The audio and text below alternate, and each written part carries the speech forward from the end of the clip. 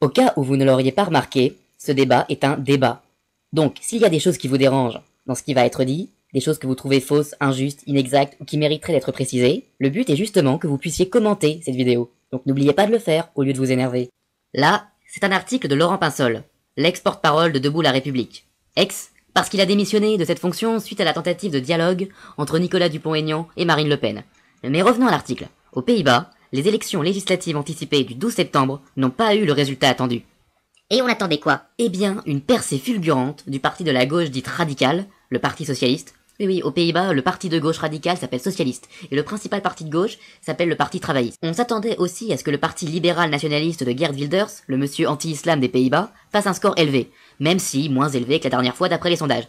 Et donc, les deux plus grands partis, celui des travaillistes et le parti libéral de centre-droit, auraient dû être comprimés entre la montée des deux soi-disant extrêmes. Et quelles conséquences cela aurait-il eu? Eh bien, on aurait une nouvelle faille dans les murs de la maison euro. Parce que les partis de la dite extrême gauche comme de la dite extrême droite veulent que les Pays-Bas, qui ont un déficit budgétaire assez important comme la plupart des pays de la zone euro, ne mettent pas en place les politiques d'austérité demandées au niveau européen. Même le libéral Wilders? Oui, il a un public de classe moyenne et défavorisé auquel il tient, un peu comme Marine Le Pen donc. Sur certains points, il est attaché à l'État-providence néerlandais. Ce n'est pas un libertarien ni même un libéral pur jus. Alors, le résultat des élections, qu'a-t-il été au final? Eh bien, les travaillistes et le centre-droit ont obtenu chacun une trentaine de sièges, tandis que le Parti Socialiste reste à 15 sièges comme avant, et Wilders passe de 24 sièges à moins de 20. Donc, officiellement, c'est une victoire des partis européistes. Et la question de ce débat, quelle est-elle? Après la Grèce aux législatives de juin et la France à la présidentielle d'avril et mai, on voit bien que les forces anti-européistes n'arrivent pas à percer. Mais pourquoi? Y a-t-il une stratégie partisane qui permettrait de changer ça? Personnellement, je pense qu'il n'y en a pas. Je suis pas d'accord. Il y a des défauts majeurs dans la stratégie des partis anti-européens. Mais cela tient au contexte de chaque pays. Quel défaut? Eh bien d'abord en Grèce, il y a eu la grosse illusion portée par Syriza, le parti de la gauche dite radicale, regroupant beaucoup de déçus et des missionnaires du PASOK pro-européen et pro-austérité. Cette illusion, c'était celle de faire croire que l'on pouvait à la fois refuser l'austérité et vouloir rester dans la zone euro. Dès que les élections législatives d'avril furent passées et que Syriza fut en mesure d'empêcher le PASOK et la droite de former un gouvernement, de nouvelles élections furent programmées. Il était devenu évident que le discours « oui à l'euro et non à l'austérité » ne tenait pas. Donc, le vote pour la droite remonta en juin. Ce fut un vote de peur. La stratégie de terrorisme intellectuel de l'Union européenne a encore fonctionné. C'est pas si simple. Il y avait aussi des raisons tangibles pour les Grecs d'avoir peur de sortir de l'euro. Des Grecs ont pu sérieusement craindre de perdre leur patrimoine, du moins pour ceux qui en ont encore. Et en France?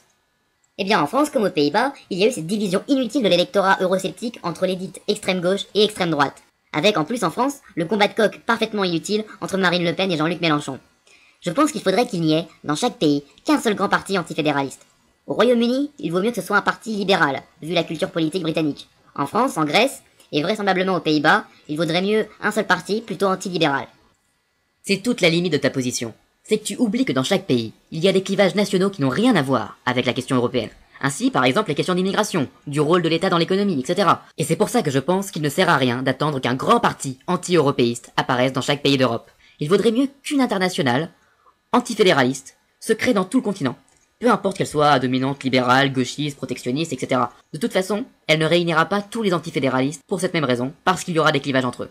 Mais cette internationale doit émerger en se basant sur l'idée que si elle parvient à influer sur les cours des élections dans un pays, par exemple la Grèce, le Portugal, l'Espagne, ou au contraire dans les pays d'Europe du Nord, elle peut créer un incident qui fasse sortir ce pays de la zone euro. Et ce non en créant un nouveau parti, mais en discréditant le discours officiel pro-euro, de sorte à ce que les votes soient si partagés qu'on ne pourra plus maintenir le pays dans la zone euro, parce qu'il ne sera plus gouvernable. Ainsi, par exemple, on pourrait envoyer des militants anti-euro de tout le continent pour expliquer en Grèce comment sortir de l'euro en refusant les plans de la Troïka, ou au contraire aller en Finlande pour promouvoir un départ volontaire de la zone euro, pour ne plus payer pour les autres. S'il doit y avoir une stratégie électorale, elle ne doit pas être partisane. Le but doit être d'émietter les partis de l'européisme et non d'en faire émerger de nouveaux. Peut-être, mais explique-moi, qui sait aujourd'hui, sur le plan politique, militer non pas pour construire des partis, mais pour les affaiblir? Bien justement, pourquoi ne créerions-nous pas cette nouvelle branche du militantisme?